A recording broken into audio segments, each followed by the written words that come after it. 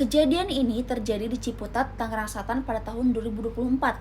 Seorang ibu rumah tangga menjadi korban penjamretan yang menyebabkan kematian. Pelaku ditangkap kurang dari 48 jam karena ada CCTV dan saksi yang menyaksikan ketika kejadian. Maka nama saya Calista Marsiela Sasabila dengan nomor NPM 24064301880 akan menjelaskan kemungkinan-kemungkinan yang akan terjadi pada proses peradilan pidana dalam kasus ini. Yang pertama, apakah ada kemungkinan diskresi yang dilakukan oleh aparat penegak hukum? Dalam tahap penyidikan, polisi memiliki ruang diskresi untuk menentukan apakah pelaku perlu ditahan, kemudian apakah korban perlu diotopsi untuk memperjelas penyebab kematian, apakah pelaku perlu diproses secara restoratif justice apabila tidak menyebabkan kematian, namun pada kasus ini menyebabkan kematian. Oleh karena itu, kemungkinan diberlakukannya restoratif justice sangat sulit. Diskresi juga bisa muncul penggunaan barang bukti, pengamanan lokasi, dan perlindungan saksi apabila ada tekanan dari masyarakat kepada pelaku.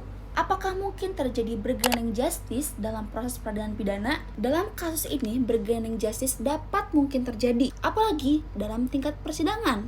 Misalnya, jika terdakwa kooperatif dan memberikan keterangan yang membantu polisi dalam memudahkan pembuktian. Namun, akibatnya fatal karena korban meninggal. Ruang negosiasi yang ada tetap terbatas, akan tetap menuntut pidana sesuai dampaknya. Ketiga, apakah ada kemungkinan miscarriage justice dalam proses pidana? Pada kasus penjamretan, resiko miscarriage justice selalu ada. Kenapa? Karena CCTV bisa saja jadi buram dan tidak memperlihatkan wajah pelaku secara jelas.